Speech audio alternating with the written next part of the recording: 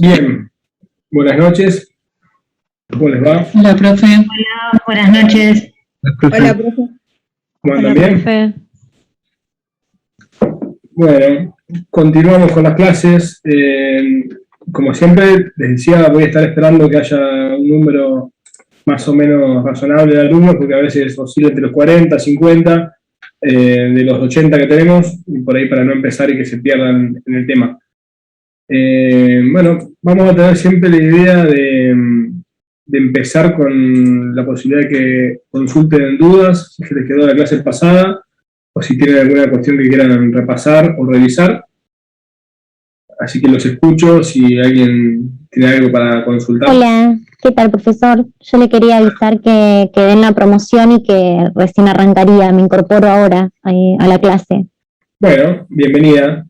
¿Le tengo que dar algún dato? O, bueno, igual ahí ya ve mi legajo. Tengo un listado que me han actualizado, pero supongo que me lo van a pasar nuevamente con tu incorporación. Igualmente ya anoto tu nombre ahora y tu legajo. Nada, te pongo en tema, de paso ya, de repaso para todos. Tuvimos 2 clases hasta ahora, una primera que no pudimos avanzar mucho en cuanto a lo que eran los temas a dar, pero sí por ahí delineamos la idea de cómo iba a ser el curso. Y la clase pasada empezamos a ver la bolilla 1 del programa de estudio. Vamos a intentar tocar, si es posible, una bolilla por clase. Quizá alguna clase hagamos 1 o 2 bolillas juntas, porque no nos da el tiempo, las clases suficientes. Y un poco dijimos que íbamos a estar dando en los Zooms los temas que íbamos a dar en el examen, haciendo hincapié en lo que considerábamos que era más importante. Así que, bueno, te decía, bolilla 1, lo que vimos en la primera clase, le consultás a tus compañeros, si no te lo pueden facilitar, voy a pasar un resumen que aún no pasé, y tenemos un grupo de WhatsApp también, que pedí que te incorporen. Así en el grupo estoy, igual yo estuve yendo de oyente desde el primer día a una comisión que era la que me quedaba bien por el horario, así que si las cosas no cambian, los temas... Bárbaro. Bien. Bueno, genial. Arrancamos. ¿Tengo algún voluntario o alguna voluntaria para la clase de hoy que quiera estar administrando los ingresos y la salida de los alumnos? Ahí. Si no pongo el primero que tengo en la lista, a ver. ¿Qué sería para aceptar gente? Justo eras vos, justo Trinidad, sí. Estás primera acá en el listado. Te pongo confitrión. Dale. Listo. Ahora vos podés echar o podés admitir a los alumnos. Así lo estoy mirando el listado. Bueno, la clase pasada terminamos entonces de hablar de lo que era un poco el derecho, las normas y cómo era su ejercicio. Esto era lo que nos mandaba a tocar el primer punto. La unidad 2 del tema habla de la relación del derecho con el derecho económico. Yo esta no es que no la vaya a dar ahora, sino que la voy a pasar por encima porque lo vamos a ver en diferentes puntos a lo largo del programa. Dejo delineado igual la idea de cuál es la unidad 2 puntualmente. Ustedes ya han estudiado, cuando cursaron la materia de economía, los diferentes sistemas que pueden ser utilizados en el mundo para organizar la economía. Tenemos sistemas que son abiertos, sistemas que son cerrados, dependiendo principalmente de la regulación que tengan estos llevados adelante. El derecho se relaciona con la economía y la economía se relaciona con el derecho. ¿Por qué? Porque justamente nos brinda las normas para poder dar mayor apertura o mayor cierre a una economía. Así, pensándolo rápidamente, vamos a encontrar que cualquier actividad que tenga que ver con ejercer la actividad económica va a depender en parte del derecho, porque desde cualquier cuestión que nos imaginemos con nuestra inventiva, vamos a ver que estamos dentro de una organización del Estado. Yo quiero poner, no sé, desde un kiosco para ejercer el comercio, la compra y la venta, tengo que pasar primero desde una habitación municipal, tengo que estar registrado como comerciante, tengo que posteriormente estar sujeto a las normas que regulan los tributos, tengo que ver si tengo empleados, tengo que ver si la actividad es lícita o es ilícita. En definitiva, toda la actividad que realice un comerciante va a estar regulado por el derecho. El programa nos manda a ver diferentes puntos determinados de cómo puede ser regulada la economía. Principalmente nos habla de la moneda, de los mercados financieros y del régimen bancario y bursátil.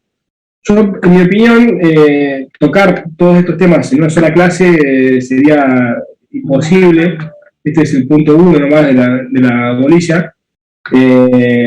Pero no quiero dejar de pasarlo muy rápidamente y después lo vamos a ver cuando veamos otros puntos de derecho comercial. Pero, ¿qué tenemos que saber?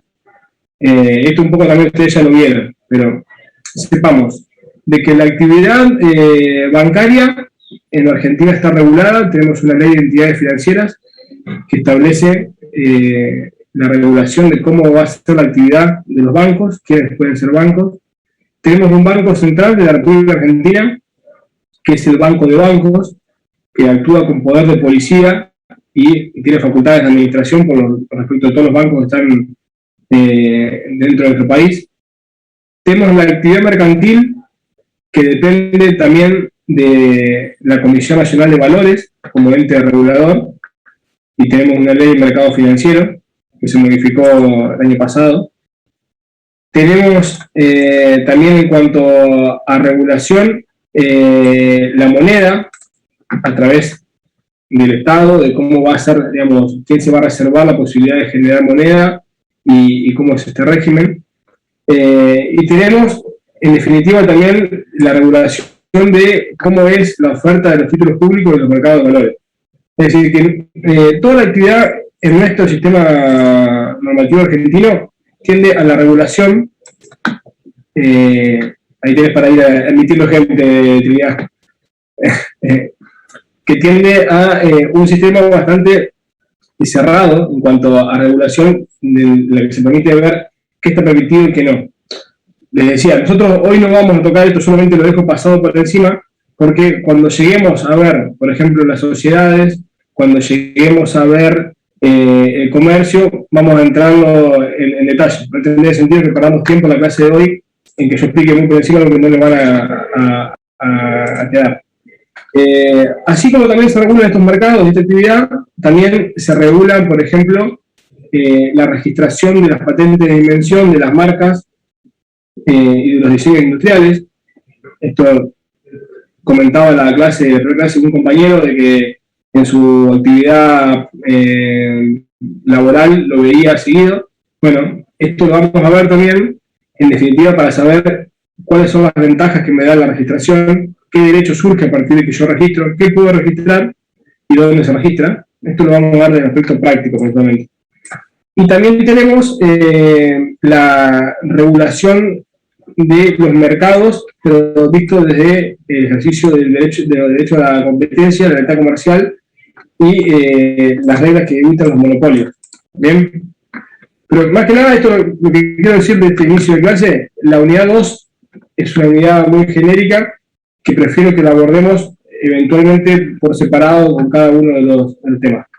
Vamos a pasar en la clase de hoy directamente a la unidad 3, que es una unidad netamente de derecho, para seguir con la tónica de lo que veníamos viendo del Código Civil y Comercial. ¿Bien? ¿Queda claro? La clase pasada les dije que íbamos a ir siguiendo los artículos, ¿se acuerdan? Fuimos leyendo el Código Civil y Comercial. Hoy vamos a hacer algo similar. La clase pasada creo que hemos llegado hasta finalizar el 18, por ahí. No sé si alguno creo que habíamos llegado hasta el 13. 13, bien. Sí, hasta la renuncia. Bien, no hablamos de derecho y bien. Hoy nos va a tocar hablar, sí, reitero, dejamos en paréntesis la bolilla 2, vamos a hablar de la bolilla 3, del sujeto de derecho. ¿Bien? De las personas físicas y jurídicas. Primera cuestión, y acá sí, atando lo que veníamos hablando en la última clase, yo les contaba de que tenemos diferentes sistemas normativos en el mundo.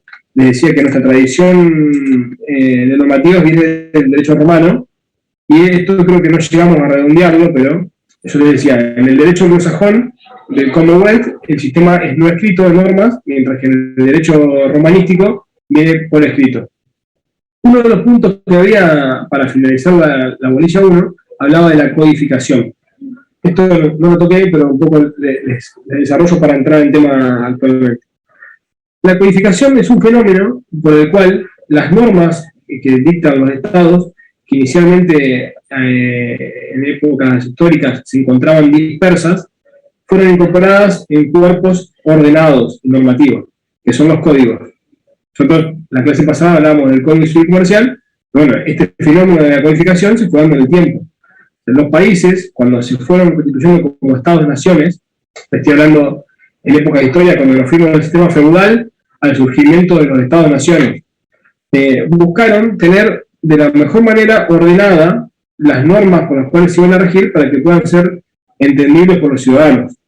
Bien, imagínense que hasta ese entonces las normas, que si bien podían ser escritas, no estaban determinadas en cuanto a su aplicación territorial. ¿Verdad? Claro, a quién se la aplicaba, podía ser por el sujeto, como les contaba la clase pasada, que yo le aplicara a un ciudadano nacional una norma y a un extranjero otra, o podía ser que la aplicara por determinada zona. Bien, entonces con el surgimiento de los países, de los estados nacionales, y cuando se comienza a defender el territorio y buscar identidades, fue una de las primeras cosas que se advirtió de que tener un cuerpo normativo importaba tener nacionalidad, hacia a lo nacional. Entonces, nosotros tenemos las primeras notas históricas en el derecho francés, principalmente en la época de Napoleón. Uno de sus anhelos era la formación de un código que rigiera en su país, el imperio que estaba formando. Bien, entonces, nosotros, que somos derivados de esa tradición romanística, que somos derivados de esa tradición de codificación, tenemos un sistema similar al que se siguió en Europa. ¿Y por qué digo que se une el tema de hoy con esta cuestión de la codificación? Porque lo primero que se hizo, ustedes ubíquense temporalmente, en ese tiempo, que veníamos o estábamos más impregnados por los ideales de la Revolución Francesa, que regía en ese momento, lo cual el principal concepto a ser defendido era el hombre y su libertad. Entonces todos los códigos que surgieron y de los cuales nosotros hemos tomado de nuestro sistema normativo tienen un claro corte humanista. ¿Bien? El hombre como principal sujeto y como principal regulación. Así que, bueno, esta unidad 3 que vamos a empezar a ver ahora nos dice, primera cuestión, el sujeto, la persona. ¿Y por qué? Vamos a ver de que todo el sistema del derecho privado está regulado respecto de la persona como ser susceptible que puede tener derechos o puede tener obligaciones. Bien, vamos a ver cómo está regulado actualmente. Esto fue tremendamente modificado en el 2015, cuando se unificó el Código Civil Comercial. Recuerden lo que les decía, hasta ese entonces había un Código de Comercio y un Código Civil. El Código de Comercio no regulaba lo que era la persona humana, sí lo hacía el Código Civil, y a partir de ahora tenemos toda una normativa que está unificada. Bien. No nos dice hoy en día puntualmente qué es la humanidad, pero nos dice comienzo de la existencia, persona humana, estoy hablando del artículo 19. Habla de a partir de qué momento existe la humanidad. Después vamos para atrás al 15 hasta el 18, pero... Entonces, ¿qué dice el 19? Comienzo de la existencia. La existencia de la persona humana comienza con la concepción. Esto también, a los que tengan memoria al corto plazo, puede tener que ver con las discusiones que hemos visto en Argentina en los últimos 2 o 3 años, respecto también de la posibilidad de que exista el aborto en Argentina, que sea legal o que sea ilegal. ¿Bien? Que entonces lo que dice nuestro sistema normativo vigente, de que la persona humana va a ser considerada como tal a partir de que fue concebida. Esto les decía que se modificó un poco porque anteriormente se hablaba de la concepción que tenía que hacer en el seno materno, pero hoy en día con las modernas técnicas que puede haber de inseminación o de inseminación asistida, ha quedado modificado. Entonces no importa cómo se da la concepción, pero a partir de que hay vida en el vientre de la madre, para nuestro derecho argentino, eso es una persona humana. Vamos a encontrar de que anteriormente se hablaba de persona física, hoy en día se le cambió la concepción para hablar de persona humana, y en el Código derogado, en el Código Civil derogado, el Código de Vélez Arfield, se hablaba de que la persona humana no tenía rasgos de humanidad. Bien, tengan en cuenta que esto viene de un derecho de hace 150 años, 200 años, Y si mira la evolución en el derecho romano, del cual venimos, si la persona no tenía rasgo de humanidad o era deforme, la arrojaban desde un monte a las piedras y no era considerado como persona, no tenía derecho. Es decir, bueno, hoy en día estamos hablando de una evolución de años para llegar a hablar de que la persona humana nace a partir de la concepción y a partir de tal momento se considera humano. Bueno, después habla de cuándo va a ser considerada la concepción, esto es una cuestión temporal, y después viene el artículo 21 que nos habla de los derechos que quedan adquiridos. Esto también lo hablamos la clase pasada. El 21 nos dice, nacimiento con vida. Los derechos y obligaciones del concebido o implantado de la mujer quedan irrevocablemente adquiridos si nace con vida. Si no nace con vida, se considera que la persona nunca existió. El nacimiento con vida se presume. Entonces, tengan en cuenta cómo va regulado acá el legislador. O sea, lo considera persona desde la concepción materna, a partir de ahí es persona, y a partir de ahí ya puede adquirir derechos o puede tener obligaciones, digamos, puede ser titular de derechos que le pueden donar un bien, puede tener derechos adquiridos, pero recién esos derechos se consolidan en el momento en que nace. Porque si ese nacimiento se frustra, por aborto, por problemas, bueno, por aborto espontáneo, por el fallecimiento del niño, o por lo que sea, se va a considerar como que nunca existió ese derecho. ¿Bien? Entonces no es lo mismo la regulación actual que la que teníamos anteriormente. Bien. Hasta acá la definición, digamos, de persona humana. Le decía entonces que la característica principal que ha tenido el código es decir que la persona es aquel sujeto que puede tener derechos o contraer obligaciones, es decir, que es el actor preponderante del código, por él pasa todo lo que es la regulación. Y tiene ciertos derechos inherentes a la persona, que son derechos que no pueden ser, que son personalísimos, que no pueden ser quitados de él. De ahí tenemos, lo vamos a ver en el programa, pero la cuestión inherente al nombre, cuestión inherente al domicilio, a la capacidad, bien, que lo tiene también previsto el código. Bueno, en el programa tenemos el 13, ya lo pasamos, el punto 14 lo hemos pasado recién. Acá nos habla del debate sobre la penalización del aborto, esto ya lo hemos mencionado. Tengan en cuenta también que yo en la clase pasada les decía de la jerarquía de las normas y hablaba de la Constitución. ¿Se acuerdan que le dije que el artículo 75 y 72 sumaba a la Constitución un bloque de tratados internacionales? Uno de los problemas que había cuando se discutía el tema del aborto es que nosotros tenemos en la cúspide de nuestro derecho normas que consagran también el derecho a la vida y que también consideran de igual manera que hay personas desde la concepción.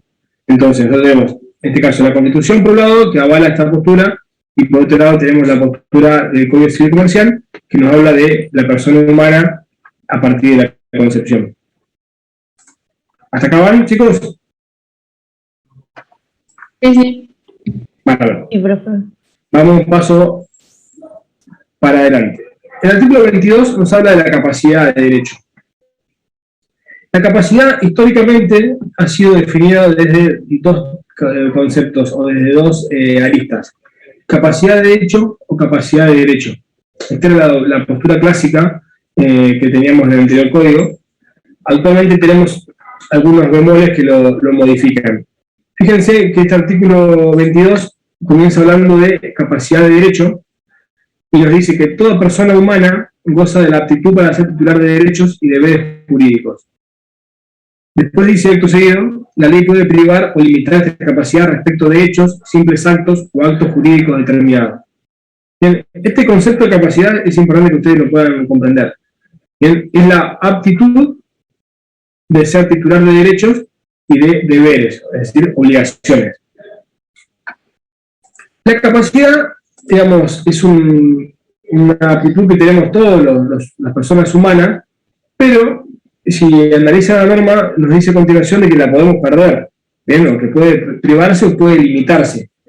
Cuando uno dice que una persona es incapaz, en este caso incapaz de derecho, es una forma que tiene la ley de proteger a la persona.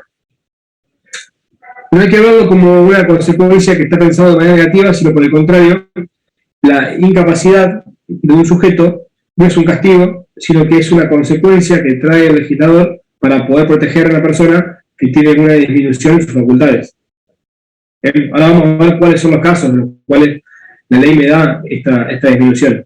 Hay incapacidad de hecho por la existencia de una falta de maduración de la persona, ya sea por la edad o por algún problema puntual, pero también podemos tener incapacidad de derecho, que es por el rol o por las circunstancias de la vida que puede estar una persona atravesando. Bien, les voy a dar un ejemplo para que lo entiendan.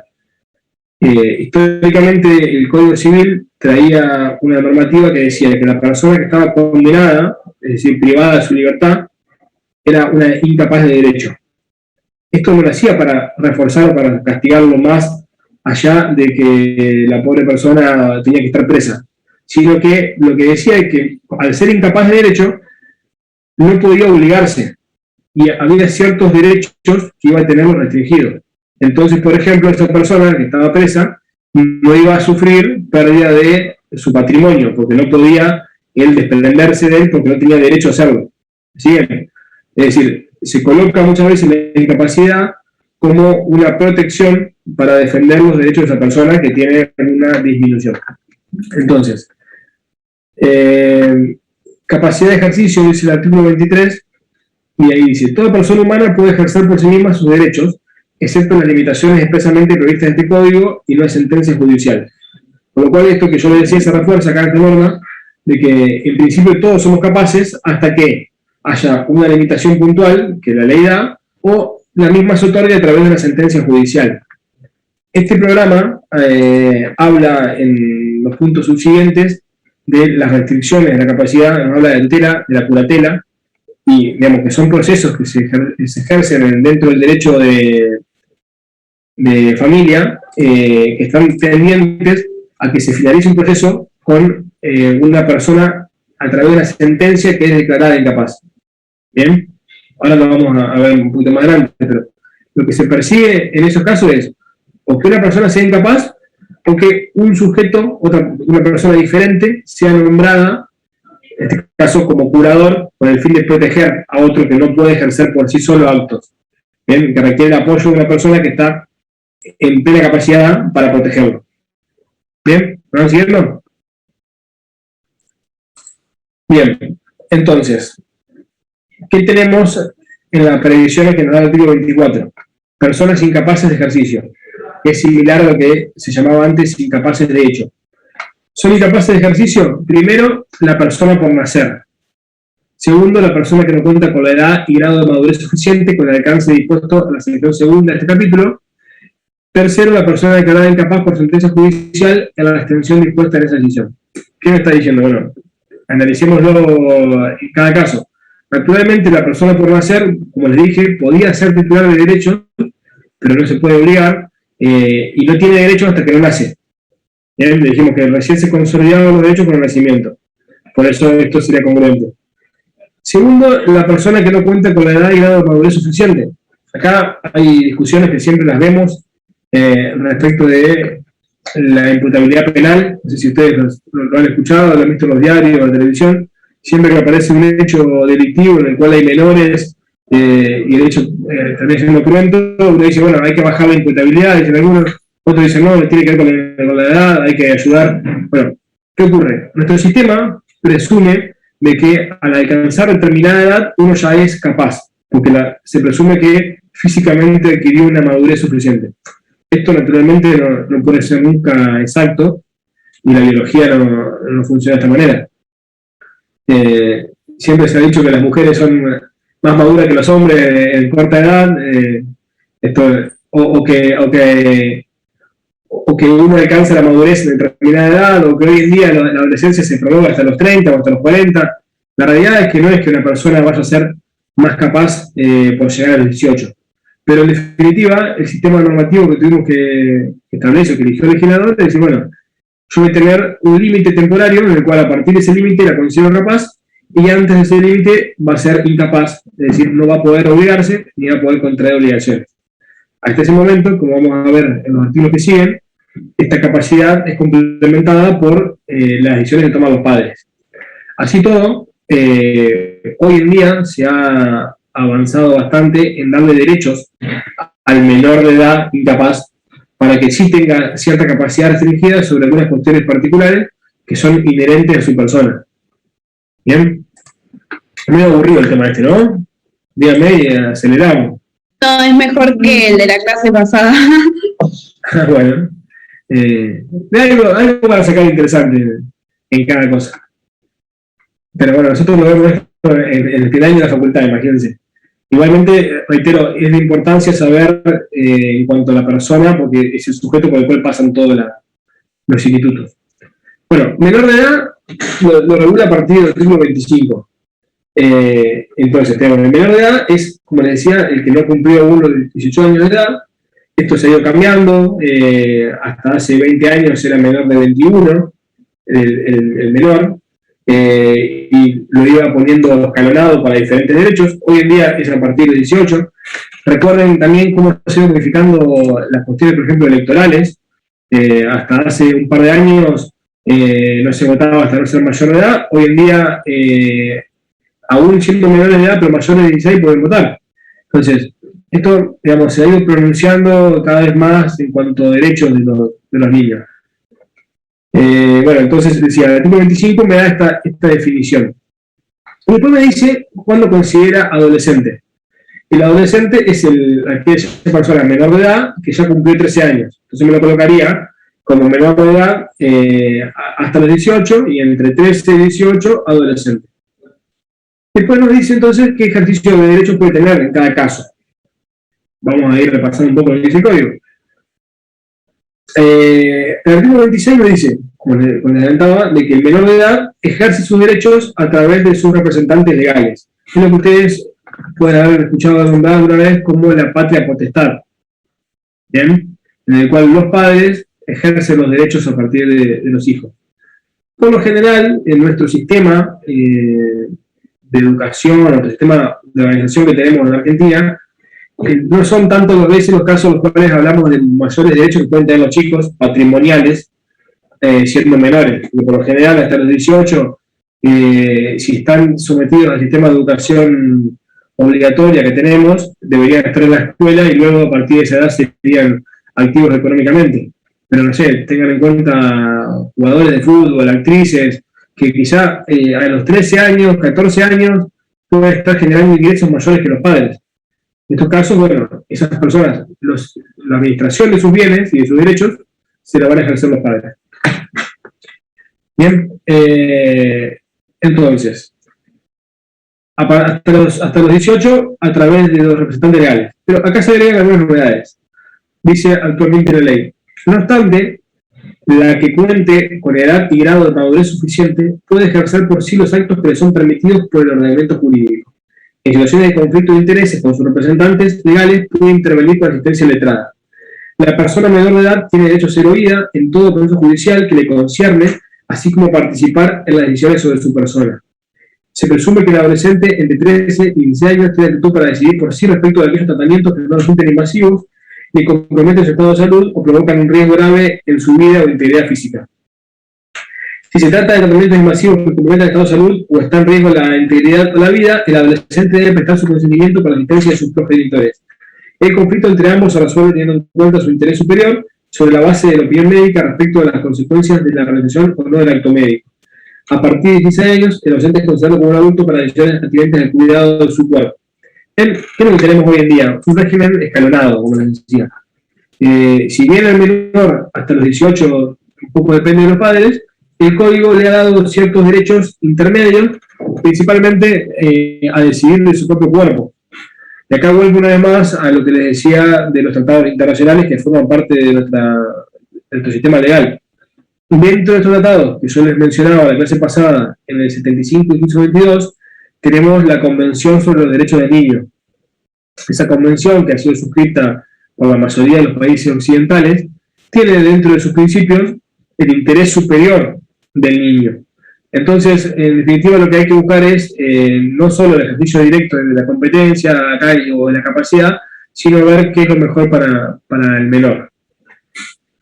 Al respecto también, esto que decía de que un menor puede estar en juicio, actualmente en la provincia de Buenos Aires tenemos una figura que se ha creado con el Código Civil Comercial que se llama el abogado del niño, y es una figura que está prevista principalmente para los casos de familia, en los cuales puede llegar a darse que haya intereses que son contrapuestos en el marco de un conflicto judicial. Imagínense, por ejemplo, casos que son muy comunes, divorcio de dos padres en el cual están discutiendo el régimen patrimonial de ellos, pero también están discutiendo cómo va a ser el régimen de comunicación de los hijos, el régimen de lo que denominábamos antes tenencia, que es decir, la parentalidad, con quién va a vivir el menor, y el tema de los alimentos. Puede ser que el interés de los padres, que primero por lo general van a ser contrapuestos entre sí, entre ambos progenitores, también sea un interés que puede ser contrapuesto al menor. Entonces, hoy en día, el Estado le pone a este menor un abogado, que no va a ser el abogado que tienen los padres, va a ser un abogado para él, al efecto de que le defienda en el marco de un juicio sus intereses, si es que es contrapuesto, y, digamos, se pueda defender por sí solo. Estas son, digamos, innovaciones que hace 20, 30 años eran impensadas. Bien.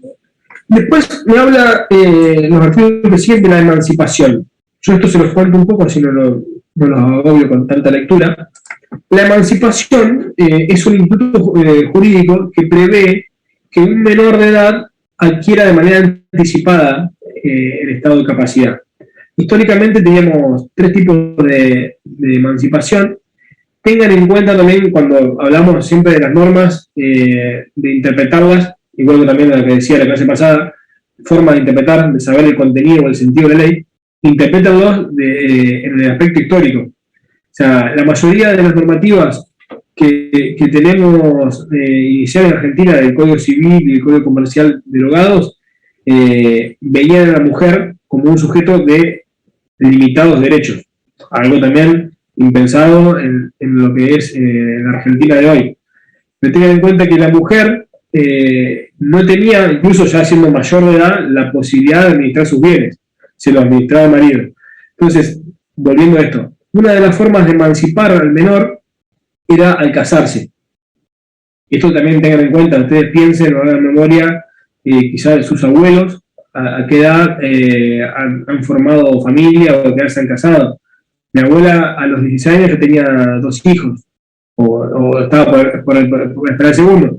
Otra sociedad argentina impensada. O era algo esperable de que la mujer menor se casara con una persona mayor para acomodarse socialmente, ¿bien? Bueno, a partir de ese momento se la emancipaba, dejaba de depender de los padres, algo natural, ¿no? Y después la emancipación que me interesaba mencionar era la emancipación por ejercer el comercio. También aquel menor de edad que estaba en ejercicio, ya sea en el negocio familiar o individualmente, él podía adquirir derechos porque él ya ejercía de por sí una actividad económica. Ahí también podía pasar a emanciparse.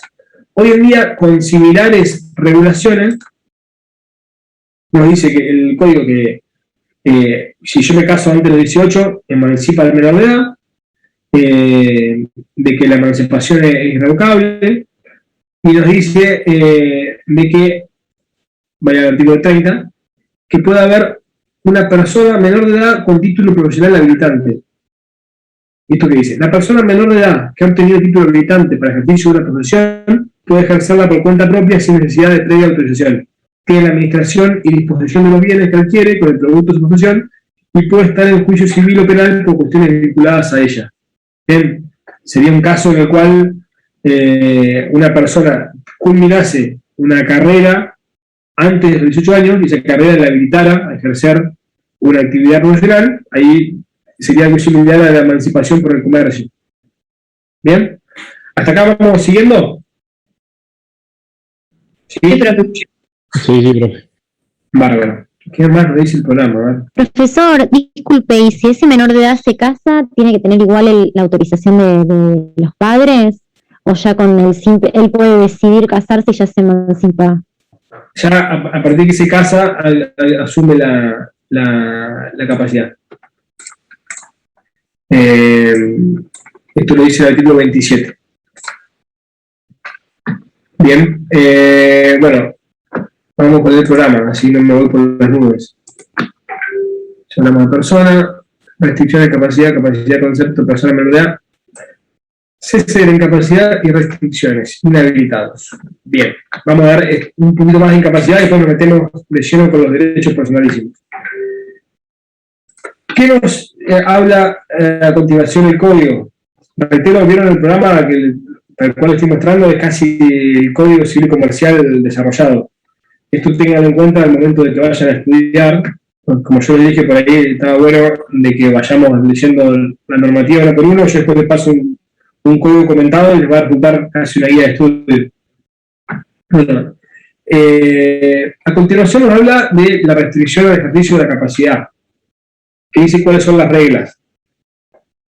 Dice primero, la capacidad general de ejercicio de la persona humana se presume aun cuando se encuentre internada en establecimiento asistencial. Las limitaciones de la capacidad son de carácter excepcional y se imponen siempre en beneficio de la persona. La intervención estatal tiene siempre carácter interdisciplinario, tanto en tratamiento como en proceso judicial. La persona tiene derecho a recibir información a través de medios y tecnologías adecuadas para su comprensión. La persona tiene derecho a participar en el proceso judicial con asistencia letrada, que debe ser proporcionada por el Estado si carece de medios. Deben priorizarse las alternativas terapéuticas menos restrictivas de los derechos y las libertades. ¿A qué apunta todo esto? La principal cuestión es que la incapacidad, es decir, la ausencia de capacidad, es la excepción para nuestro derecho. Todos somos capaces hasta que se culmine uno de estos procedimientos para declararnos incapaces. Y aún así van a ser muy restrictivos. No es que porque una persona desvaríe un rato, ya enseguida se la va a ir a declarar insana y se la va a definir incapacidad. Antiguamente el código nos hablaba de los intervalos de lucidez, porque puede ser a veces que personas tengan momentos o raptos de lucidez, en momentos en los cuales no esté tan bien, que bueno, eso es tenido en cuenta hoy en día. Lo que hoy en día se busca es que sea lo menos invasivo al tratamiento que se le vaya a poner, de que la persona, aun que vaya a ser declarada incapaz, tenga participación en los juicios. Hoy en día un juicio de insanía, que es un juicio que es contradictorio, porque en principio es una persona contra el que va a ser declarado insano, pero el que va a ser declarado insano tiene plena participación para defenderse o para ejercer su derecho a considerarse sano. Nos habla también de que tiene que ser interdisciplinaria esta cuestión, no solamente algo jurídico, sino que tenemos una participación de psicólogos, psiquiatras, terapistas, asistentes, trabajadores sociales, para determinar, digamos, si una persona es capaz o no. Y, bueno, principalmente lo que les decía al principio, cuando empecé a hablar de capacidad, de que las limitaciones, que son excepcionales, si se llegan a imponer, no son una sanción, sino que están previstas como un beneficio a la persona. Reitero, es la forma de defenderlo. El incapaz, digamos, es para que no se pueda dañar a sí mismo. No dañarse a sí mismo desde el aspecto físico que puede ocurrir, pero tampoco se puede perjudicar contrayendo obligaciones o desprendiéndose de derechos. Una persona que no entiende el valor de los bienes, o sea, puede ser fácilmente engañada por cualquiera que lo quiera convencer de desprenderse de algo, de generar un mal negocio. Entonces acá es para proteger el patrimonio que tiene la persona. Bueno, esto en cuanto al programa. Vamos a avanzar un poquito más. Ya no salta, no tenga nada que ver. Derechos y actos personalísimos. Yo les decía de que hay ciertas cuestiones que son inherentes a la personalidad. Bien, esto lo tenemos previsto en el artículo 51 en adelante. Ahora después vuelvo sobre inhabilitados, que también me parecía interesante que les mencione. Le hablo 2 segundos antes de entrar en los derechos, hablo de los inhabilitados, que está en el artículo 48. El inhabilitado es una subespecie de restricción de capacidad, y en este caso tenemos en el 48 previsto los pródigos. Dice, pueden ser inhabilitados quienes por la prodigalidad en la gestión de sus bienes expongan a su cónyuge, conviviente hijos menores de edad o con discapacidad a la pérdida del patrimonio. A estos fines se considera persona con discapacidad a toda persona que padece una alteración funcional permanente prolongada física mental que en relación a su edad y medio social implica desventajas considerables para su integración familiar, social, educacional o laboral. La acción solo corresponde al cónyuge, conviviente, ascendiente y descendiente. Y después nos habla, bueno, de cómo va a ser dictado. ¿Qué es esto de la prodigalidad? Bueno, tiene que ver con la persona que no puede administrar su patrimonio y que tiene tendencia a desprenderse de él o a ponerlo en riesgo. En este caso es una figura... Sí. El 48 estaba mencionando recién. De nada. Le decía entonces que está previsto para sujetos que tienen tendencia a desprenderse de los bienes o que no van a poder defender su patrimonio, y acá esta figura está prevista principalmente para defender el grupo familiar. Fíjense que yo le decía, legitimación tiene que ver con quién puede ejercer judicialmente este pedido, y decía, bueno, la cónyuge o los ascendientes o descendientes, los padres, los hijos o la esposa. ¿Y por qué? Porque esta persona puede estar administrando el patrimonio familiar o puede estar generando un desprendimiento de los bienes que afecten a todo el grupo. ¿Y a quién estaba pensando particularmente cuando hablaba de esta figura? Bueno, puede ser una persona que sufra de una adicción. O sea, puede ser una persona que está netamente en sus cabales, pero que tiene tendencia a generar una problemática de este tipo. Adicciones, no solo podemos hablar de adicciones a las drogas o al alcohol. Muy común que se vea en los tribunales pedidos de este tipo en cuanto a ludópatas. La persona que cobra el sueldo y va y la juega en el bingo y se desprende y compromete de esta manera el patrimonio familiar, y bueno, una persona que habría que inhabilitarla temporalmente para que no perjudique a todo el grupo familiar. ¿Bien? Es una subespecie de la incapacidad. Bien. De esto igual les voy a pasar resumen, así que no se preocupen. Les decía, paso porque el tiempo es tirano, vamos a hablar de cuestiones inherentes a la personalidad, lo que se conoce como los derechos y los actos personalísimos. Nombre, domicilio, me dice el programa, definición, tipo de domicilio y nacionalidad. Todas las personas tienen ciertos caracteres que les son inherentes y que no pueden ser desprendidas justamente de su personalidad. Y acá, cuando hablamos de estos atributos de la personalidad, son ellos. Son atributos que no son, digamos, atributos que podemos llamar patrimoniales, porque el nombre nos genera patrimonio, pero tiene que ver con la esencia de la persona, y la forma de la cual la vamos a identificar. El código lo tiene previsto a partir del artículo 51, y vamos a detenernos por ahí un poquito en ellos. Reitero lo que les decía cuando arranqué la clase, se avanzó mucho en cuanto a legislación en esta última reforma, y se buscó hacer una legislación de vanguardia. Argentina se caracteriza bastante por tener legislaciones avanzadas en sus diferentes fueros, con sus diferentes derechos. En este caso, está, digamos, a la altura de los países más avanzados en cuanto a protección y en cuanto a previsiones. Decía, el capítulo 3, que arranca en la parte del artículo 51, habla de todos estos derechos. Lo tenemos definido en diferentes partes. Del nombre se habla a partir del 62, pero yo primero les voy a leer la parte inicial, que tiene que ver con los derechos en general. El 51 dice, inviolabilidad de la persona humana. La persona humana es inviolable y en cualquier circunstancia tiene derecho al reconocimiento y respeto de su dignidad. Esto, antes no lo decía el código, pero bueno, lo tenemos en línea con todos los tratados internacionales que les mencioné que estamos adheridos.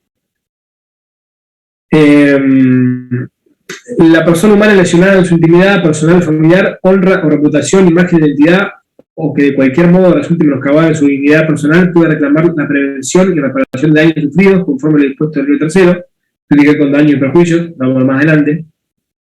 Tenemos derecho a la imagen, que no se puede captar o reproducir la imagen o voz de una persona sin su consentimiento, excepto que la persona participe en actos públicos, que exista un interés científico, cultural o educacional prioritario y se tomen las precauciones suficientes para evitar el daño necesario, que se trate de ejercicio regular del derecho de informar sobre acontecimientos de interés general, ¿bien? Derecho de la imagen. Sin el consentimiento de uno, no pueden reproducir tanto nuestra imagen como nuestra voz, salvo que se den alguno de los tres supuestos que les contaba. Dice la parte final del artículo: en el caso de personas fallecidas, pueden prestar el consentimiento a sus herederos o el designado por el causante en una disposición de última voluntad. Si hay desacuerdo entre herederos de un mismo grado, resuelve el juez. Pasado 20 años de la muerte, la reproducción no ofensiva es libre. Esto de los derechos, en este caso de imagen, va un poco en línea con el punto que salteé, que tenía que hablar de la bolilla 2, de la registración. Uno es dueño no, tanto de su imagen como también de sus producciones que haga artísticas, y no pueden ser reproducidas o utilizadas por terceros, salvo que uno dé el consentimiento. Acá esto de los 20 años es algo similar a lo que tenemos regulado para la registración de marcas o de libros o de derechos de autor, que luego de un tiempo las patentes registradas se hacen libres para la humanidad. En este caso son 20 años. Después de pasado ese tiempo, la imagen de todos sería usable mientras sea, digamos, con fines no nocivos. ¿Qué más podemos hablar de esto? Bueno, acá también se han agregado un montón de cuestiones inherentes a la reproducción y a la genética y a la ablación de órganos. Esto por ahí es medio genérico y no es tan puntual para su ejercicio profesional el día de mañana, pero les cuento un poco. Naturalmente, la persona, dentro de su dignidad, o sea, tiene derecho sobre su cuerpo, y el cuerpo humano está fuera de comercio. ¿Bien? O sea, son derechos inherentes a su personalidad y no pueden ser comercializados.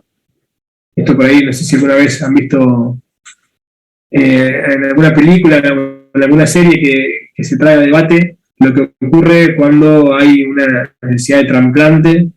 Y la película de hace 2 o 3 años, creo, Animal, de Franchella, se la vieron, que está buscando un trasplante que necesita para vivir y le paga a una persona una casa para que se lo dé.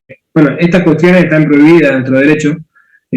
Obviamente el derecho a la salud y al cuerpo humano es inherente a la persona, es indiscindible y no puede ser comercializado. Bien, está prohibida la ablación de órganos, y bueno, tiene su regulación particular en la ley especial. Esto lo tenemos en el 55, 56 y siguientes. El 55 dice: disposición de derechos personalísimos. El consentimiento para la disposición de derechos personalísimos es admitido si es contrario de la ley, la moral o las buenas costumbres. El consentimiento que se presume es de interpretación restrictiva y debidamente revocable. Actos de disposición sobre el propio cuerpo. Están prohibidos los actos de disposición del propio cuerpo que ocasionen una disminución permanente en su integridad o resulten contrarios a la ley, la moral o las buenas costumbres, excepto que sean requeridos para el mejoramiento de la salud de la persona, excepcionalmente de otra persona de conformidad al dispuesto por el ordenamiento jurídico. La ablación de órganos para ser implantados a estas personas se rige por legislación especial. El consentimiento para los actos no comprendidos de la prohibición establecida en el primer párrafo no puede ser cumplido y es debidamente revocable. Y después nos dice que está prohibida toda práctica destinada a producir una alteración genética del embrión que se transmite de su descendencia. Esto tiene que ver con formas, digamos, genéticas de modificación del genoma humano. Son cuestiones que naturalmente, imagínense, cuando se sancionó el código inicial en el año 1850, no eran previsibles porque no había ni asomo de idea de lo que iba a ser la tecnología o cómo iba a avanzar el mundo. Hoy en día tenemos previstos como normas positivas prohibiciones de investigaciones en los seres humanos, tenemos limitaciones a la genética o a las cuestiones que se pueden realizar sobre el hombre. Bueno, en definitiva, se los paso para que lo lean después, pero sepan que son derechos inherentes a la humanidad en sí y que no pueden ser comercializados estos derechos. Una vez más, vuelvo a la comparación que les decía. En el derecho del que venimos, en el derecho romano, el patrimonio como prenda común, ustedes saben, esto quizá lo hayan visto en contabilidad o lo hayan mencionado, de que uno dice que el patrimonio es prenda común de las obligaciones. Es decir, el patrimonio de la persona, estoy capaz si vamos a hablar algo, está para responder ante el cumplimiento de una obligación. Si yo no cumplo con responder, con honrar mis deudas, respondo con el patrimonio. En el antiguo derecho romano, el hombre respondía incluso con su cuerpo. O sea, si yo no abonaba una deuda que tenía, me podían cobrar con una porción de carne de mi cuerpo, con un brazo, con una mano, e incluso se me podía reducir a la servidumbre. Yo podía perder mi carácter humano, de persona, para ser reducido a lo que consideraban cosa, me podían tener como esclavo por no haber pagado. Obviamente estamos en año luz hoy en día, y fíjense lo que les digo, no solo eso, sino que tiene protección constitucional, tiene previsiones en el código, y está totalmente fuera de comercio del cuerpo humano. Bien, hasta acá vamos. Hay una película, en realidad hay un libro, pero yo siempre digo una película porque seguramente no hayan llegado a leerlo o hay más chances que hayan visto la película, El Mercader de Venecia, que es en base al libro de William Shakespeare. La película, en este caso, actúa Al Pacino, y es respecto a un prestamista que quería cobrarle la deuda a una persona, y bueno, toda la discusión era que quería cobrarle con un pedazo de su propio cuerpo. Si no la vieron, se las recomiendo, después charlamos la clase que viene. Vamos a empezar a dar series y películas referentes al derecho. Bueno, entonces pasamos ahora sí a los atributos de la personalidad. El nombre es el que me coloca acá el programa como de las primeras cuestiones a tratar. Y lo tenemos regulado también en el código a continuación. Nombre. Derecho y deber, dice el artículo 62. La persona humana tiene el derecho y el deber de usar el prenombre y el apellido que le correspondan. Reglas concernientes al prenombre. La elección del prenombre está sujeta a las reglas siguientes. Corresponde a los padres o a las personas a quienes ellos den su autorización para tal fin. A falta o impedimento de uno de los padres, corresponde a la elección o dar autorización al otro. En defecto de todos, debe hacerse por los guardadores, Ministerio Público o funcionarios del Registro del Estado Civil y capacidad de las personas. No pueden inscribirse más de 3 prenombres, apellidos como prenombres, primeros prenombres idénticos a primeros prenombres de hermanos vivos. Tampoco pueden inscribirse prenombres extravagantes. Pueden inscribirse nombres aborígenes o derivados de voces aborígenes autóctonas y latinoamericanas. Bien, entonces la primera cuestión, en cuanto al nombre, es un atributo de la personalidad. Es la forma que tenemos para identificarnos. Vamos, no solo nos dice la ley que debemos tener, sino que es una obligación que cada persona tenga un nombre. Ahora, vamos a ver que hay, dentro del nombre uno puede tener el nombre legal, como también después puede tener un nombre artístico. Y en el caso de las personas jurídicas, que todavía no hemos llegado, o sea, hasta solamente hablé de las personas humanas, después vamos a ver si llegamos a la clase de hoy a hablar de las personas jurídicas, también van a tener un nombre, pero este nombre va a ser, digamos, creado por invención de las partes, por las personas jurídicas no existen como tal, son una ficción que el Estado autoriza a existir. Bien, pero también va a tener un nombre. Y en definitiva sirve para identificar a qué estamos haciendo referencia como humano o como persona jurídica. Bueno, entonces les decía, hay una serie de reglas que antes no estaban previstas, que ahora sí están previstas de cómo se va a poner el nombre. Y primeramente el código me dice quién lo va a elegir, y bueno, acá corresponde a los padres, primeramente elegirlo. Si uno de ellos no elige, puede elegir el otro, y a su vez también lo puede hacer quien tenga la custodia de un menor, o incluso lo puede hacer el Estado a través del Ministerio Público, o incluso un funcionario del Registro del Estado Civil, si es que no, digamos, si es que no hubo en esta línea que decía. Consulta. Sí. El Estado sería cuando, no sé, queda huérfano el chico o no lo quieren. No solo huérfano, puede ser que también esté bajo la guarda, o sea, un chico que nació dentro del seno de una familia conflictiva y enseguida el Estado, a través del Ministerio Público, se hizo cargo de él. Bueno, o la orfandad podría ser un caso. Pero en este caso, bueno, lo que busca la ley es que nadie puede estar privado de nombre.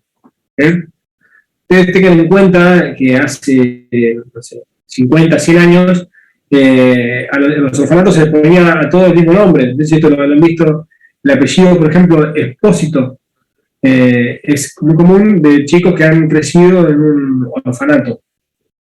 Bien, bueno, avanzamos un poquito. Entonces, hoy en día nos dice, básicamente nos da el lineamiento de cómo se va a elegir y qué nombre puede tener. A diferencia de lo que ocurría anteriormente, hoy en día es muy abierto la posibilidad de poner nombre. Acá me dice que únicamente no podría poner nombres extravagantes, digamos, que afecte la buena costumbre, la moral, o tampoco podría poner nombres, yo como padre, que sea coincidente con los hermanos vivos, para no generar confusión. Pero después, naturalmente, con el crecimiento de la humanidad, va a haber personas que tengan el mismo nombre, que pueden coincidir.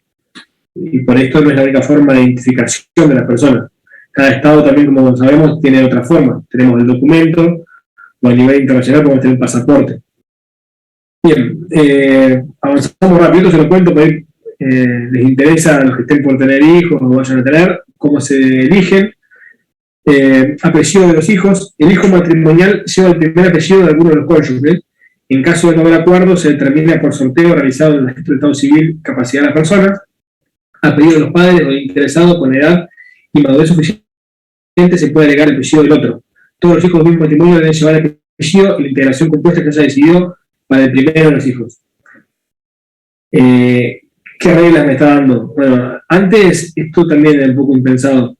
Ustedes lo verán las chicas principalmente, los resultados de la lucha por ahí del feminismo en la legislación, cómo va impactando. Acá en este caso se ha cambiado, lo que antes era el apellido paterno, que era el que siempre seguía a la definición del menor. Ahora hoy en día puede ser a elección de los padres, de cualquiera de ellos, por el apellido del padre a la madre, y si no hay elección va a sorteo.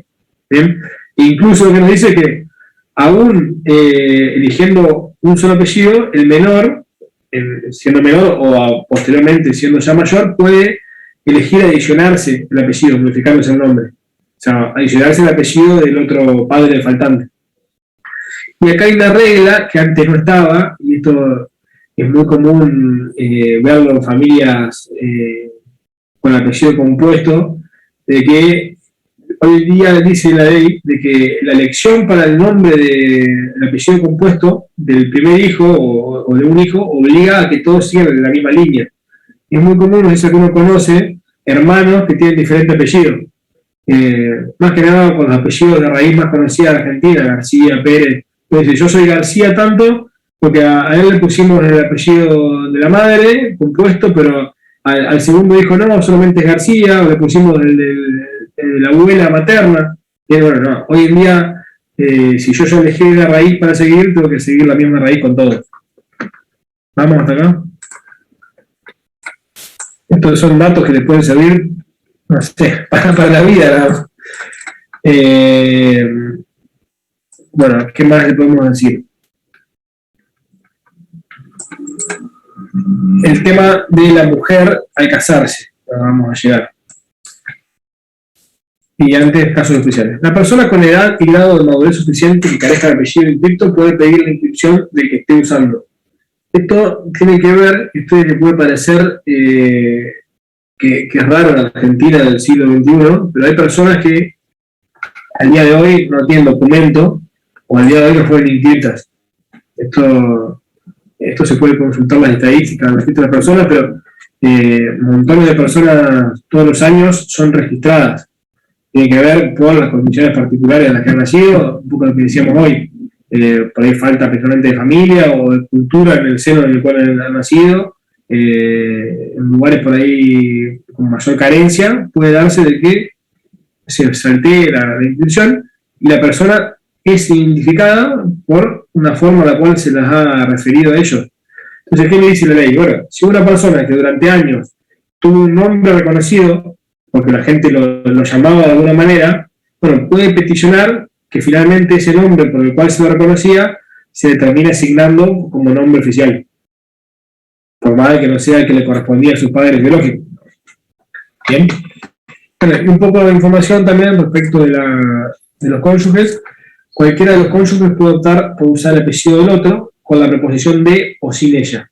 La persona divorciada cuyo matrimonio ha sido declarado nulo no puede usar el apellido del otro cónyuge, excepto que por motivos razonables se le autorice conservarlo. El cónyuge viudo puede seguir usando el apellido de otro cónyuge mientras no contraiga una renuncia ni constituya unión convivencial. Acá también tengan en cuenta que, al igual que lo que vamos a ver cuando veamos sociedades, lo que no quiere tampoco el legislador es que se genere confusión. El nombre es un atributo de la personalidad y me sirve para identificar un sujeto. Yo, si permito que en el caso de casamiento yo agregue con la palabra de el apellido de mi cónyuge, porque bueno, estoy dando a entender que estoy casado. O sea, esto es una forma de representación. yo digo soy fulano de, bueno, estoy diciendo que estoy casado con tal persona. Naturalmente, si esa unión se rompe, bueno, no se podría seguir usando este aditamento porque deja de serlo. Pero excepcionalmente, por cuestiones de identificación, los jueces pueden llegar a permitir que aún en caso de divorcio se continúe el uso del nombre del esposo. Esto, reitero, también acá, evolución de los años, antes era muy común que las mujeres todas se presentasen como el apellido de casada, cuando hoy en día en realidad es más común que uno mantenga su identificación. No sé si la verdad no me acuerdo de algún ejemplo para poder darle, pero a ver si se acuerdan de algún ejemplo de un famoso que lo conozcamos más por el apellido del esposo que por el propio. La de Maradona. Claro, Maradona, sí, está bien. Podría haber sido así. En el caso de ella, bueno, se divorció y dejó de usarlo, pero sí. Yanina Latorre. Yanina Torre, ¿no? Tal cual. Fíjense qué cantidad de ejemplos que uno lo piensa 2 segundos, más que nada los artistas, de que uno identifica y no es el nombre propio que tuvo al momento de inscribirse. Bien, bueno, seguimos, que estas son cosas de sororismo. Hijo adoptivo. El hijo adoptivo asume el nombre de los adoptantes. Cambio de nombre, esto capaz que a alguno le puede ya interesar si está interesado en hacerlo. Es como Homero Simpson que se puso Power, ¿no? Power. Cambio de nombre. El cambio de pronombre o apellido solo procede si existen justos motivos a criterio del juez. Se considera justo motivo de acuerdo a las particularidades del caso, entre otros, el seudónimo cuando hubiese adquirido la autoridad, la raigambre cultural, étnica o religiosa, la afectación de la personalidad de la persona interesada, cualquiera sea su causa, siempre que se encuentre acreditada. Se consideran justos motivos y no requiere intervención judicial el cambio de pronombre por razón de identidad de género, el cambio de pronombre y apellido por haber sido víctima de desaparición forzada, apropiación ilegal o alteración o supresión del estado civil o de la identidad. Bien, ¿esto qué me está diciendo hoy en día la legislación? El código me contiene las posibilidades que tengo yo para modificar mi nombre, y en principio es libre, pero no es, como les decía yo el ejemplo de Homero Simpson, que se puso MacPower, porque le parecía que vendía más. No. Yo me podría modificar el nombre por algún motivo que me lo da ya de antemano la ley, y tiene que ver principalmente por defensa de la integridad de la persona, ¿sí? Les decía, el tema del seudónimo es por ahí uno de los casos más emblemáticos. Vuelvo al tema de los artistas. Cuando uno habla de muchos artistas que los conoce de espectáculo, pueden peticionar, la mayoría no ha cambiado, pero podrían peticionar que se les modifique el nombre, porque todo el mundo los conoce por el nombre por el cual se dieron a conocer artísticamente. Sí, acá si quieren nombrar por ejemplo, acá hay cientos, pero a ver si alguno tiene, no sé, Sandro, por ejemplo, por decirlo, Mirta Legrand, Moya Kazan, digamos, son todos nombres artísticos, no se llaman así. Mirta Legrand creo que es Martínez de apellido, no sé, por ejemplo, Mauro Viale, por así referirlo, creo que se ha cambiado de él por una cuestión de que salto del segundo inciso, la raigambre cultural, étnica o religiosa. Mauro Viale se ha modificado porque no le gustaba cómo sonaba por el tema también de la religión. Él tiene apellido que es judío y no le gustaba, o sea, le parecía que era más comercial modificarlo y acortarlo. Lo mismo que Leuco, por ejemplo, que es Leukovich, y quiso quedarse con el apellido Leuco. Bien, entonces, en definitiva, puede modificarse por estos motivos puntuales. Y el último inciso me habla de cuestiones relacionadas principalmente a violaciones de los derechos humanos, y es natural de que uno pueda cambiarse el nombre. En este caso, lo que está apuntando es si una persona fue hija de desaparecidos y de esta situación se entera siendo ya mayor de edad, o sea, naturalmente puede presumirse que no quiere tener el nombre de los apropiadores y poder recuperar un nombre digamos que le correspondía biológicamente. Y finalmente, la cuestión del cambio de sexo también permitiría que una persona pueda modificarse el nombre, porque naturalmente tendría que ser coincidente con el nuevo sexo adoptado. ¿Vamos acá? ¿Qué nos sigue después? Vamos a pasar a hablar del domicilio. Bien. salteamos nombre, domicilio. Estamos ya en el 73.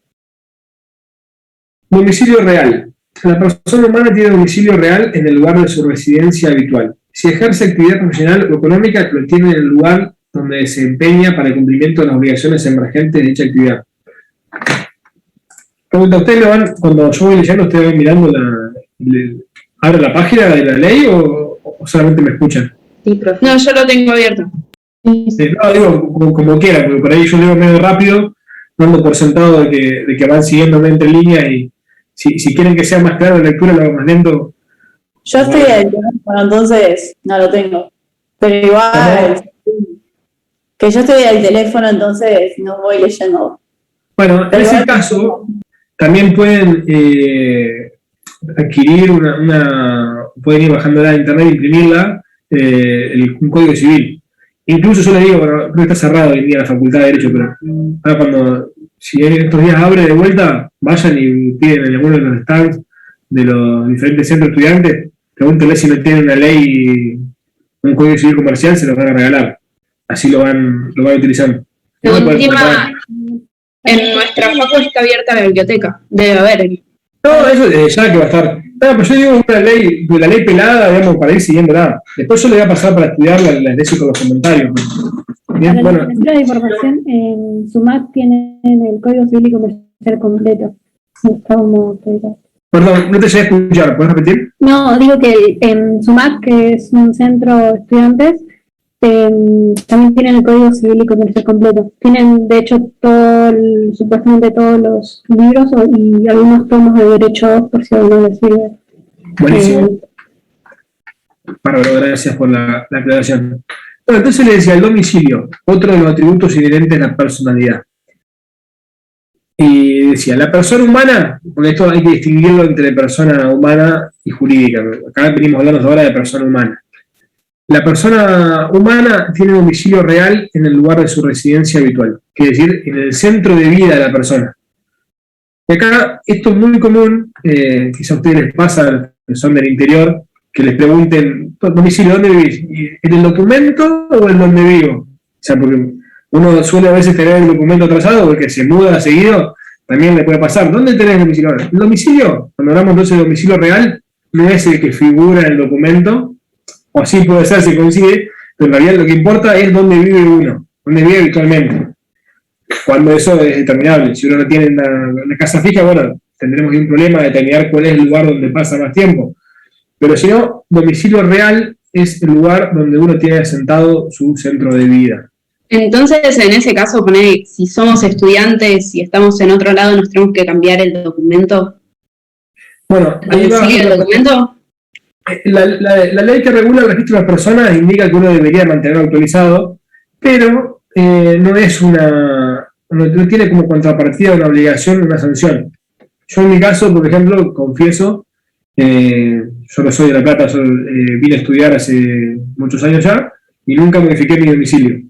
¿Por qué? Bueno, ahora capaz que les cuento cuando avancemos en alguno de los puntos, les digo, ¿para qué sirve el domicilio? A mí me servía no mantenerlo, pero el domicilio, ustedes pueden tener diferentes tipos de domicilio, fiscal, especial, pueden tener domicilio constituido o real, pero el domicilio real, si alguien me pregunta el domicilio real, es donde vivís.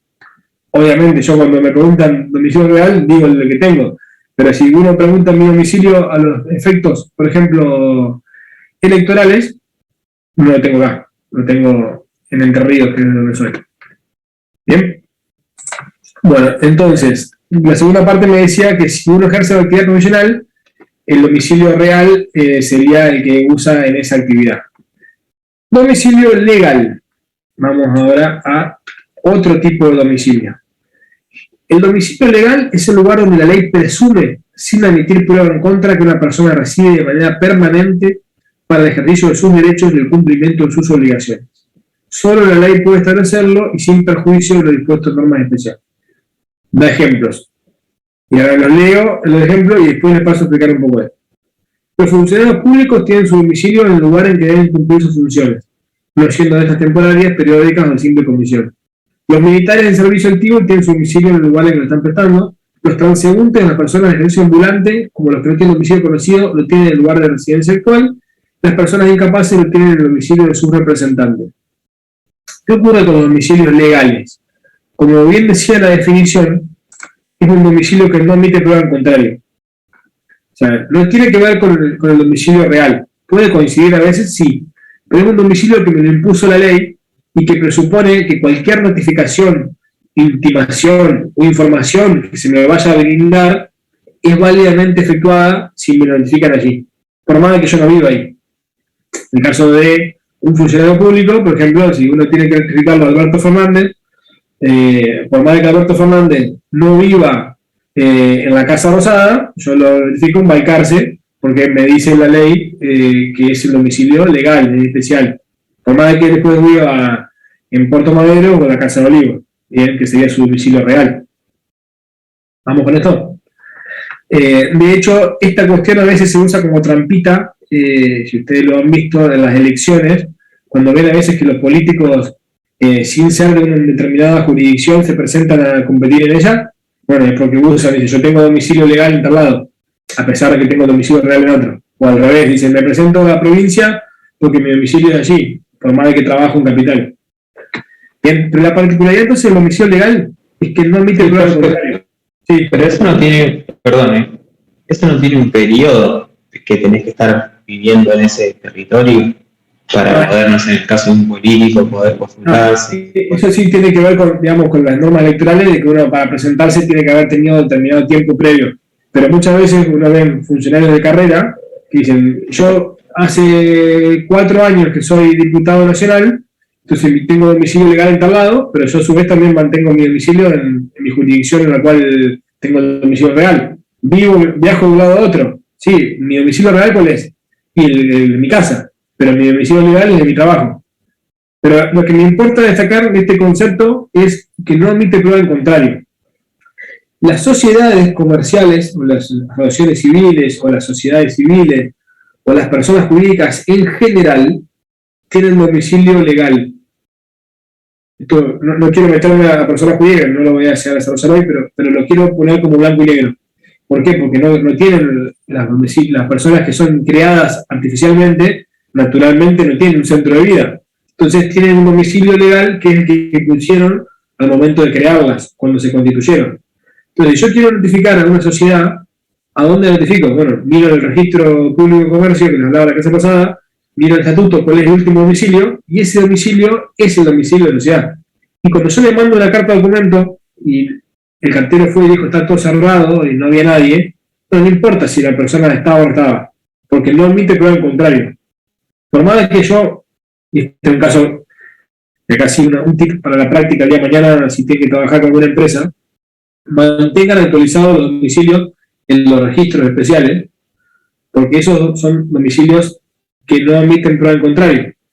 Entonces, ustedes tienen una empresa que no es dueña del inmueble que funciona, y la sede la tienen porque están alquilando, y un día cambian de sede porque alquilan un nuevo inmueble, cuidado, acuérdense de actualizar, porque cualquier persona que los vaya a buscar a la sede vieja, por más de que solamente encuentre las boletas tiradas por la puerta sin levantar o un nuevo negocio, van a verlo notificado. Ustedes van a ver privado de conocer el contenido de una notificación que puede tener injerencia importante en los derechos del sujeto. ¿Bien? Entonces, diferencia entre real y domicilio legal. Domicilio especial, 75. Las partes de un contrato pueden elegir un domicilio para el ejercicio de los derechos y obligaciones de que él emanan. Este domicilio especial lo vamos a ver bastante cuando veamos los contratos, y ustedes seguro que si tuviesen un contrato enfrente lo van a ver apreciado. Los que, por ejemplo, volviendo a la vida de cada uno de ustedes, los que estén alquilando hoy en día van a poder advertir que en el encabezado de su contrato de alquiler van a tener la presentación de las partes en carácter de locador, en carácter de locatario, y van a decir con domicilio en tal lado. Y seguramente, esto dependiendo del modelo que hayan tomado, ahí al principio o al final, en la última cláusula, va a decir que se considera domicilio especial a todos los efectos de ese contrato el consignado en la parte inicial. Es decir, una vez más, no importa si vive o no vive ahí, es el domicilio que fijó, entonces cualquier notificación respecto a ese contrato va a ser válida. Bien, el domicilio especial es equiparable en parte al domicilio legal. Solo que, tengan en cuenta que el especial fue creado de manera voluntaria. Las partes lo eligieron, por convención. en cuanto al legal que le decía anteriormente, me lo dispuso la ley. Vamos hasta acá. Domicilio ignorado, la persona cuyo domicilio no es conocido lo tiene en el lugar donde se encuentra, y este también se ignora el no conocido. Cambio de domicilio, el domicilio puede cambiarse de un lugar a otro, esta facultad no puede ser coartada por contrato ni por disposición de última voluntad. El cambio de domicilio se verifica instantáneamente por el hecho de trasladar la residencia de un lugar a otro con ánimo de permanecer en ella. Y la última, lo completo todo, el domicilio determina la competencia de las autoridades de las relaciones jurídicas. La elección del domicilio produce la prórroga de competencia. Bueno, ¿qué tiene que ver con esto? ¿Por qué también es importante el domicilio? Bueno, primero que decía, se puede cambiar cuantas veces quiera el domicilio en un contrato, o el domicilio real es una cuestión de facto, de hecho. Yo cuando me mudo estoy modificando mi domicilio. Naturalmente que uno después lo vaya ajustando en el documento, es una presunción a favor de cuál es el domicilio. Yo tengo que acreditarlo en algún momento donde mi domicilio real, bueno, mi documento sirve para aprobar, pero tampoco es que sea determinante. ¿Bien? Es una cuestión de hecho, fáctica. Vivo en donde vivo y ahí es mi domicilio.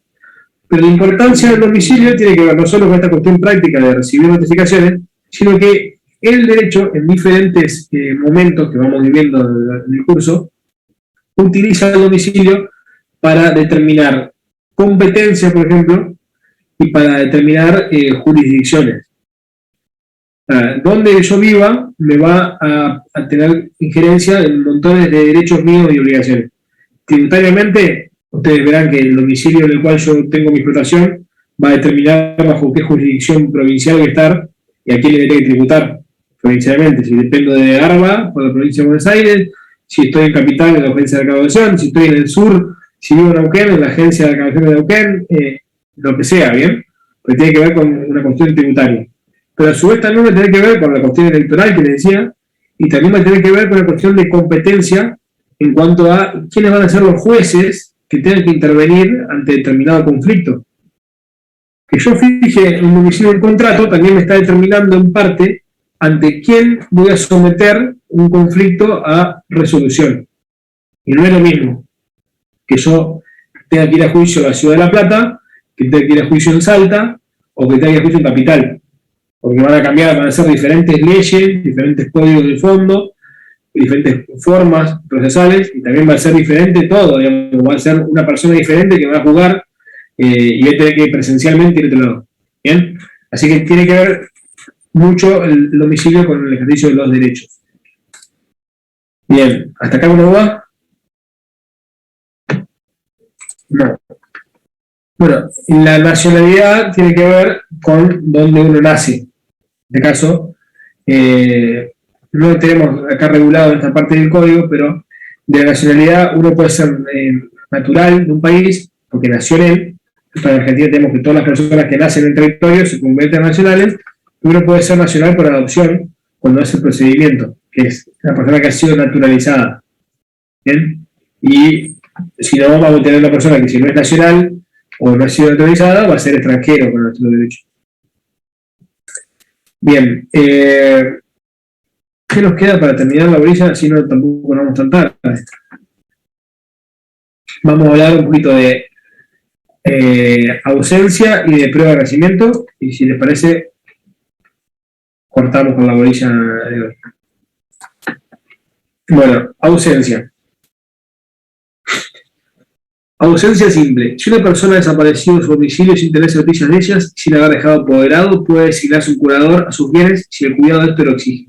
La misma regla se debe aplicar si existe apoderado, pero sus poderes son insuficientes o no desempeña convenientemente el mandato. ¿Qué tiene que ver esto con la ausencia? Bueno, vuelvo a lo que decía más temprano de la capacidad de las personas y de la intención protectoria del derecho. Cuando una persona se ausenta de su domicilio, vuelvo al concepto que decíamos recién, el lugar donde tiene el centro de vida, y no se tiene noticias de ella, digamos. No es que se fue y volvió al otro día o está de vacaciones. Cuando justamente una persona ha desaparecido. La ley me dice que ante esa ausencia que tiene que ser continuada y que tiene que ser, digamos, sin novedades de su aparición, me pueden poner un curador para que administre mis bienes. ¿Por qué me hacen esto? Digamos, esto lo hacen para que yo tenga la posibilidad de tener protección. Bien, este curador, ¿sobre qué va a velar? Sobre los intereses que dejó la persona ausente. Principalmente estamos hablando de los bienes. Esto lo puede pedir, puesto en una petición judicial, que lo va a poder pedir el Estado a través del Ministerio Público, o acá es algo bastante más amplio que las figuras que hablábamos hoy, que yo decía que solamente lo puede pedir la esposa, o los hijos, los padres. Acá lo puede pedir cualquier persona que tenga un interés en la protección del bien. ¿Bien? ¿Cómo se hace para determinar esta ausencia? Primera cuestión, vamos a competencia. Yo les decía recién, ¿qué determina la competencia? Bueno, acá en este caso, juez competente. ¿Es competente el juez para resolver? El del domicilio de la persona ausente. Y acá nos dice después, bueno, si no tuvo domicilio en el país o no fue conocido, va a resolver el juez del lugar donde están los bienes. ¿Y cómo se hace para este procedimiento? Acá, esto es un mini paréntesis, hay una particularidad. Esto nosotros cuando hablamos del Código Civil Comercial, estamos hablando de lo que se conoce como derecho de fondo. Es decir, son regulaciones en cuanto al derecho subjetivo o sustantivo.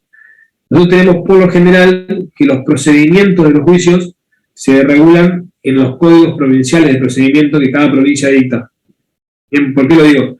Porque acá justo esta norma puntual es una norma que es rara, porque es una norma que está en el Código Civil y Comercial, pero que me habla de cómo va a ser el procedimiento. Son excepciones que hay a veces. No, por lo general no es así. No es que el Código Civil y Comercial regula cómo proceder. Acá sí regula. Procedimiento. El presunto ausente debe ser citado por edicto durante 5 días y si vencido el plazo no comparece, se debe dar intervención al defensor oficial o en su defecto nombrarse el defensor ausente. El Ministerio Público es parte necesaria en el juicio. Si antes de la declaración de ausencia se promueven acciones contra el ausente, debe representarlo el defensor. En caso de urgencia, después puede designar un administrador provisional o adoptar la medida de circunstancia que aconseje. ¿Cómo se hace entonces? Esto que yo le decía la vez pasada cuando hablábamos de la ficción del edicto, bueno, acá se lo llama, se lo convoca al ausente a través de publicaciones durante 5 días, convocándose a que se haga presente determinada persona. Si esa persona no aparece, bueno, se va a proceder a dictado sentencia y se va a establecer alguien que vaya a proteger los bienes, como puede ser un curador. ¿Bien? Ese es el procedimiento de ausencia. Ahora vamos a la presunción de fallecimiento, que es algo íntimamente ligado. Artículo 85, caso ordinario. La ausencia de una persona en su domicilio sin que se tenga noticia de ella por el término de 3 años causa la presunción de su fallecimiento aunque haya dejado apoderado. El plazo debe contarse de la fecha de la última noticia del ausente. Casos extraordinarios. Se presume también el fallecimiento del ausente si por última vez se encontró en el lugar del incendio, terremoto, acción de guerra u otro suceso semejante susceptible de ocasionar la muerte o participó en una actividad que implique el mismo riesgo y no se tiene noticia de él por el término de 2 años, contados del día en que no se ocurrió o pudo haber ocurrido, así encontrándose en un buque o aeronave naufragado o perdido, no se tuviese noticia de existencia por el término de 6 meses en el día en que incluso ocurrió o pudo haber ocurrido. Bien, ¿qué ocurre acá? Esta ausencia que yo les contaba recién, si se prolonga en el tiempo, acá vemos que la ley nos da diferentes estadios, puede ocasionar de que se presuma que la persona ya no va a regresar. Bien, vamos a diferenciar. El instituto anterior era la ausencia para protegerle los bienes, para cuando la persona volviera, que no le faltaran los bienes, se lo defendiesen, que le paguen los impuestos, que le protejan de terceros que lo quieran usurpar o robar. ¿Bien? Acá en este caso estamos diciendo que si la persona se mantiene ausente por determinado tiempo, demasiado, vamos allá a poder considerar que falleció. ¿Esto por qué? Pues tiene que ver con el destino que va a continuar el patrimonio. Ante fallecimiento de la persona, corresponde que se procedan y sean continuadores de los derechos y las obligaciones de los herederos. Entonces, a veces pasa de que uno no tiene la constancia fehaciente de que alguien ha fallecido. Pero lo que acá busca la ley es darle un uso útil a los bienes para la comunidad. A nadie le sirve mantener algo de manera inactiva por un tiempo indeterminado. O sea, lo que acá se busca es la utilización, la utilidad y la seguridad jurídica. Si yo durante 3 años nadie sabe nada de mí, me fui de mi casa, no aparecí más, y bueno, mis hijos querrán, digamos, continuar con su vida, querrán, digamos, poder adquirir la propiedad que era mía, ¿bien? Querrán cerrar una etapa. Entonces, esto se llama ausencia con presunción de fallecimiento. ¿Bien? Un caso que lamentablemente nos tocó, digamos, como país hace un tiempito, que fue un poquito más de un año, y si lo recuerdan, fue el de Lara San Juan. ¿Se acuerdan del submarino que naufragó en los mares argentinos? Bueno, ese caso terminó con ausencia por presunción de fallecimiento. Porque al principio, ¿se acuerdan que no aparecían, no las encontraban? ¿Qué pasa con la vida de ese sujeto? Imagínense todas las relaciones que puede tener, porque la persona, cualquier persona tiene relaciones con la comunidad jurídica y no jurídica, pero desde lo jurídico. O sea, supongan el caso de las viudas y los viudos o los hijos de las personas que estaban en el submarino. Esa persona no cobraba el sueldo, o sea, esa persona que tenía su marido, que le aportaba para la casa, para mantener los gastos, de golpe dejó de recibirlo, porque trabajando no estaba, digamos, no había fallecido todavía, no sabíamos, digamos, que era una nebulosa, ¿me entienden? Entonces, bueno, acá en este caso se acudió a esta figura, porque se sabía, en base a este inciso que le nombré yo recién, de que estaba en una actividad riesgosa, estaban embarcados, desaparece el buque, no se tiene nada del buque, y bueno, se presume que fallecieron, sin tener la certeza de que habían fallecido. La certeza posteriormente se encontró, posteriormente se dictó, digamos, no hubo más presunción, hubo certeza de fallecimiento. Pero acá puede utilizarse la figura cuando no hay noticias de que esto ocurra.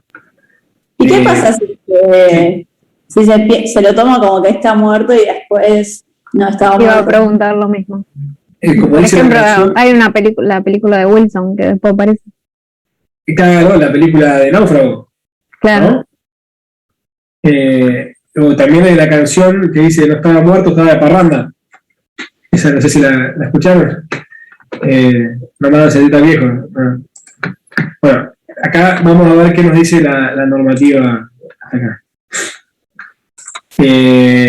Sentencia. Vamos a la parte de presunción. Bueno, acá tenemos algo similar a lo que ocurría con la ausencia. En primer lugar, bueno, cualquier persona que tenga algún derecho subordinado, dice, a la muerte puede pedir la declaración de fallecimiento, justificando el extremo.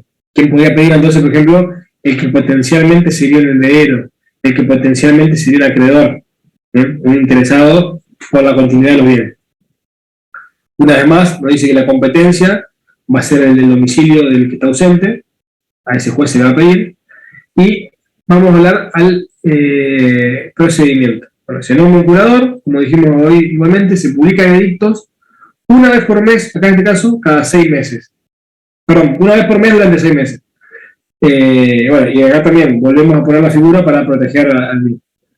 Después de los 6 meses de que se publiquen estos llamados buscando al ausente, se los va a declarar fallecido. ¿Bien? Se recibe la prueba de la ausencia, se escucha a las partes y se procede a hacer la declaración.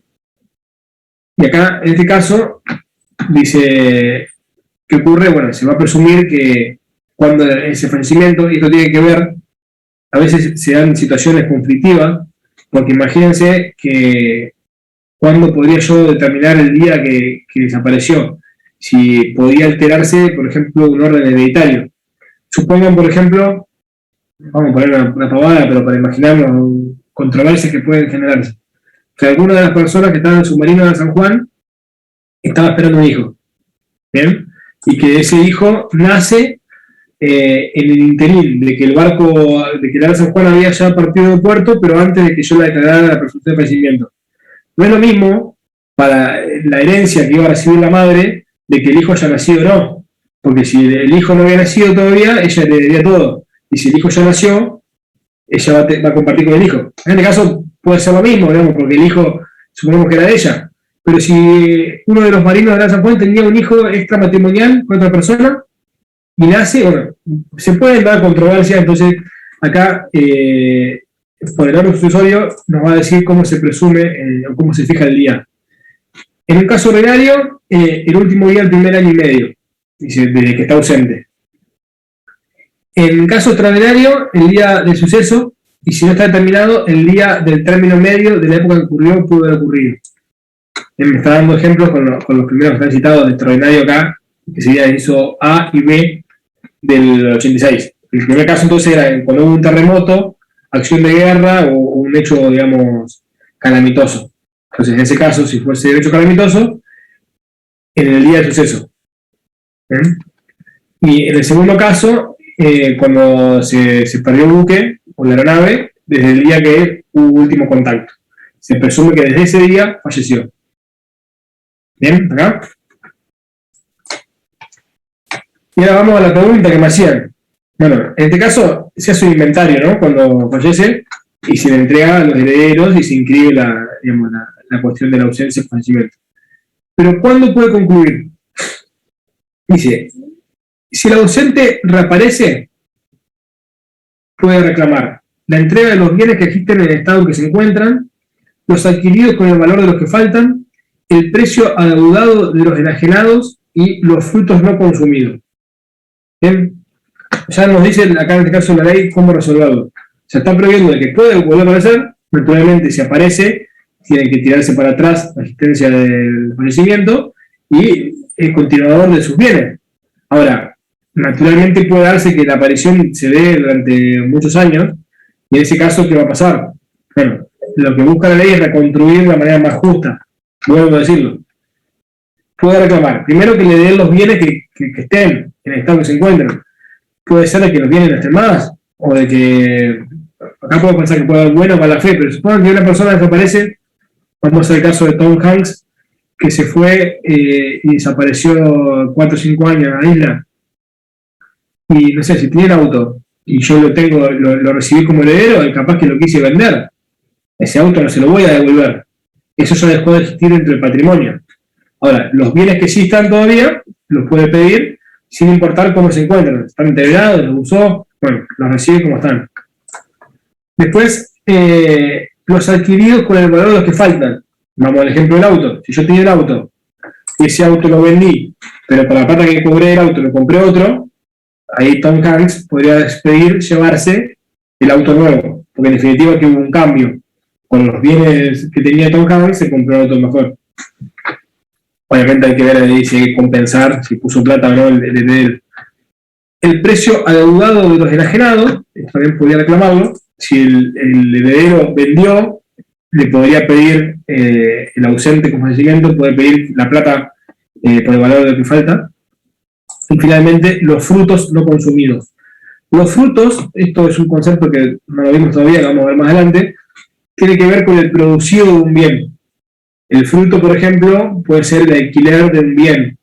El fruto puede ser el resultado de la explotación de un campo. Lo que saco de una mina, saco de la tierra. ¿Bien? Entonces yo digo, respecto de estos bienes que eran del ausente con fallecimiento, puede pedir los frutos que todavía no se consumieron, pero se agotaron. Una pregunta. Sí. ¿Todo esto es el artículo 85? Todo esto está... En 92. Sí, está a partir del 85, esto es el capítulo 7, y este que estoy contando ahora es el 92. Gracias. No, de nada. Bueno, creo que me fui hoy demasiado larga la clase, y de temas que no son tan divertidos, pero seguramente algo me ha quedado suelto del programa, después lo completaremos con el material que mando. ¿Alguna duda hasta acá? ¿Dónde manda el material, profe? Buena pregunta. Le voy a mandar por el grupo de WhatsApp, ¿les parece? Dale. Yo lo que voy a hacer es bajar de 1 o 2 libros las partes pertinentes, le genero un PDF con los comentarios de los artículos. Es para que puedan profundizar un poco lo que hemos charlado. Consulta, en el aula virtual vamos a tener un espacio nosotros porque somos la única comisión que no tiene nada. No, yo les dije que como podemos utilizar el material de los otros. En este caso, como yo soy invitado después del trimestre, por ahí No quería ni tampoco generar contenido que no vaya a servir más allá de estos 3 meses. Pero a su vez también me dijo el titular de que podían acceder y usar el de los otros comisiones. Seguramente sí lo utilicemos al aula virtual para el tema de las evaluaciones o para los prácticos. Pero a mí me queda más cómodo, al menos, ustedes me dicen que prefieren el aula virtual, vamos al aula virtual, pero por ahí usar el WhatsApp. Pero Sí, mejor es el WhatsApp. Sí, por WhatsApp es mucho más cómodo. Hay una cuestión también de derecho de autor. Yo por ahí les paso un libro y no debería poder copiar un libro que fue escrito por alguien y compartirlo libremente en la página. En el WhatsApp por ahí es diferente. Quedamos menos puestos. Bueno, ¿alguna consulta, chicos? Yo, profe, ¿se sabe cuándo va a ser el parcial? Porque Franja publicó el calendario académico y puso como fecha de evaluación para los primeros parciales del 18 al 25 de septiembre y quería saber más o menos. No, como les dije en la clase primera, lo eligen ustedes.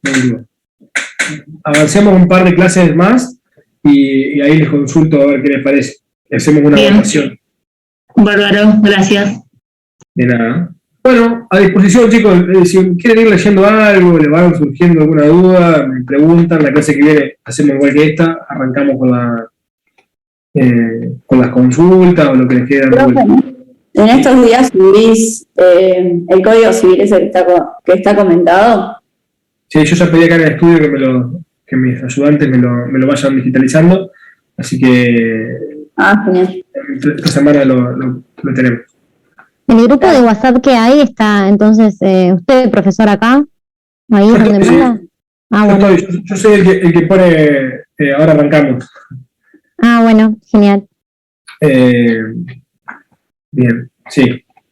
Capaz tiene otro aparte usted, pero yo estoy en el que es Derecho Privado, Comisión 8. Bien. Bueno, si no hay dudas o consultas, será entonces hasta el jueves. Que tengan buenas noches, chicos. Chao, profe, hasta el jueves. Gracias, saludos. Chao, profe, buenas noches.